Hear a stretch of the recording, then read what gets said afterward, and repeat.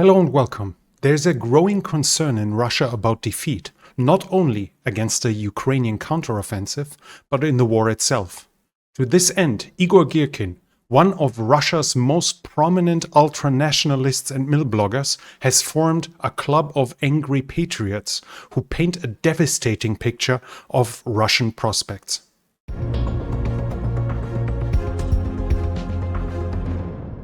This video is again made possible by our sponsor CyberGhost VPN, which you already know from our channel. Igor Gerkin is a former Russian GRU agent who, appearing under the nom de guerre as Igor Strelkov, crossed the Russian border into eastern Ukraine with 52 other Russians in the spring of 2014 to spark an uprising against the central government in Kiev. By his own admission, in doing so he pushed the button to war.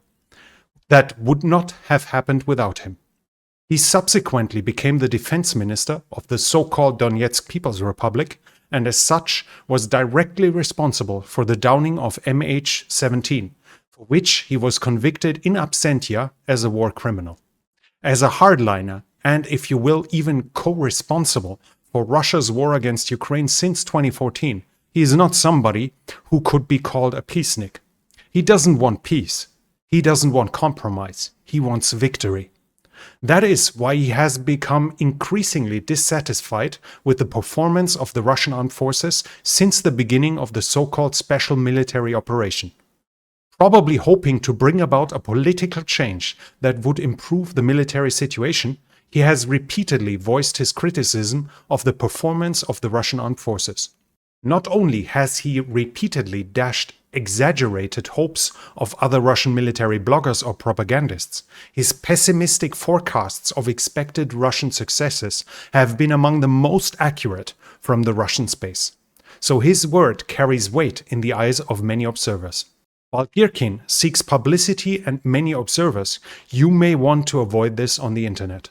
One way to do that is with a VPN, like the one offered by today's sponsor. CyberGhost VPN is one of the world's leading VPN providers with more than 38 million users. Over 16,000 users have rated CyberGhost on Trustpilot with an excellent average score of 4.3. The VPN hides the IP address, encrypts the data and routes all traffic on the internet through a secure VPN tunnel. With CyberGhost VPN, you will be safe and secure while browsing. CyberGhost will also keep full privacy, so no one will ever know about your online activity.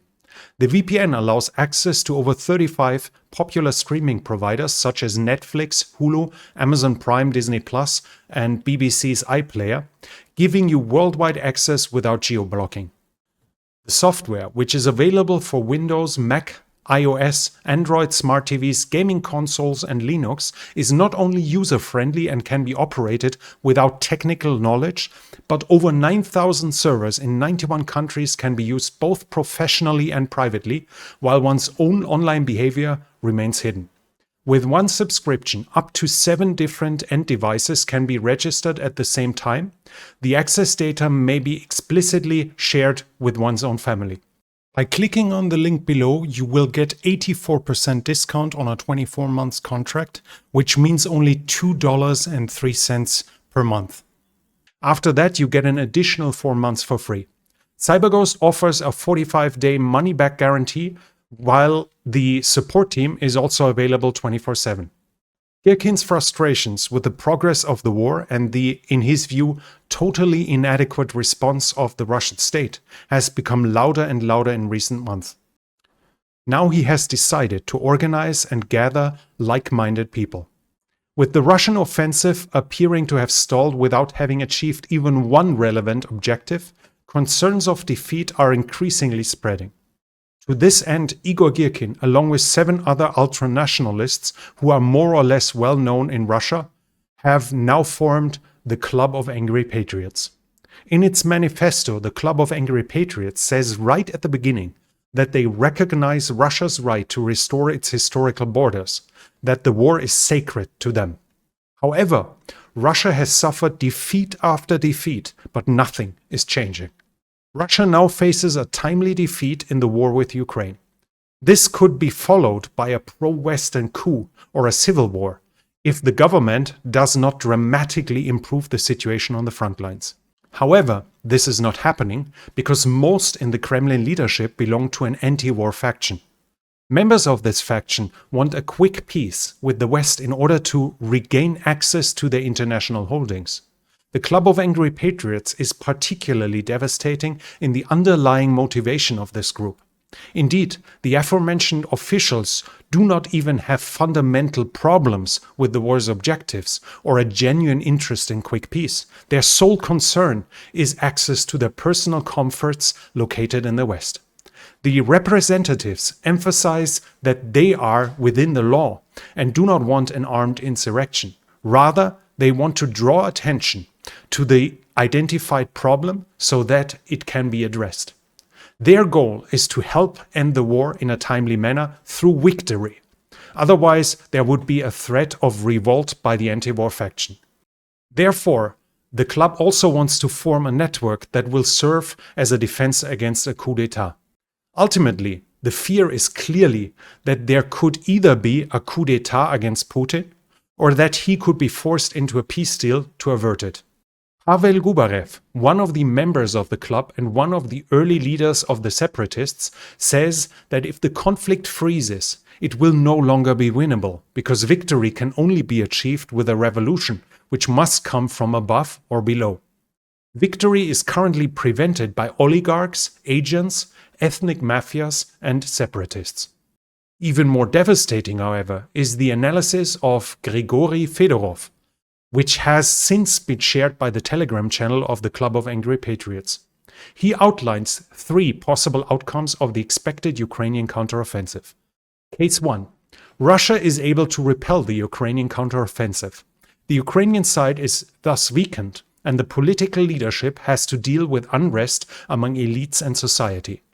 Criticism of Ukraine's support is also growing louder in the West. The Russian side, on the other hand, will avoid mobilization, which is indeed indicated by the recruitment efforts for volunteers in the military and the PMCs. Russian efforts will thus work to freeze the conflict after the Ukrainian offensive is repelled. 2024 is an election year in which Putin does not want to have an ongoing, active war. Therefore, he will either officially freeze the war or the Russian side will work to stabilize the front line. Here, the state media and propagandists will sell a freeze without movements on the front line as a partial victory, since a large part of the Russian goals have already been fulfilled. The patriots in Russia will be unhappy about this, but will be suppressed by the state. The latter will also fully control the media and eliminate opposition voices on YouTube by blocking the site, so Putin will win comfortably. However, this in turn will prevent radical reforms or personal changes, which would be necessary. Case 2. The Ukrainian counteroffensive will be successful. In Russia, this leads to massive discontent among the elite and the people. This leads to anarchic bashing and infighting between all sides, looking to assign blame. While Fedorov believes that the state will prevent a revolution, the chaos allows for radical personal changes in the Ministry of Defense, in the government, and in the local levels. But even in this scenario, Fedorov believes the government will try to move this towards case 1, a stabilization of the front line. There will be a new partial mobilization, he said, while remaining defensive with the new troops. Eventually, he said, the government will then seek a ceasefire. While this may lead to an opposition upsurge, Fedorov believes that the government will remain in control here as well. Case 3, on the other hand, is a breakdown of the system. A struggle for power, influence, and property begins. According to Fedorov, many entities are already preparing for this. Be it regions, parts of the government, financial or industrial organizations are already gathering resources and forces. Besides the generally negative outlook, 2 really interesting key points remain. On one hand, he also says that at least 500,000 new soldiers will be needed even for a defense after an already defeated Ukrainian offensive.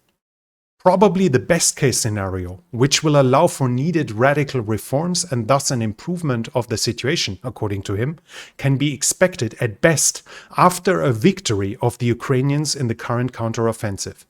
Just to emphasize the importance of this analysis, the best possible case requires a Ukrainian victory. Moreover, case 3 would probably be consistent with the efforts of Kadyrov, who on the one hand is sparing his troops, but has increased their size and demanded air defense systems for Chechnya. So to summarize, it can be said that those in whose soul the deepest conviction is united in a justice of the Russian cause with the will of victory, that these see the situation disastrous for Russia. They believe that Russia is well on its way to losing the war, even though in some of these scenarios a Russian defeat may well still involve occupied Ukrainian territory. The relentless expectations of Russian ultranationalists are at odds with many analyses in the West, and of course even more at odds with expressed Russian expectations. Now it is up to you. What do you think? Will a Ukrainian counteroffensive lead to Russia's defeat? Write your opinions in the comments. Once again, thanks to the sponsor of today's video, CyberGhost VPN.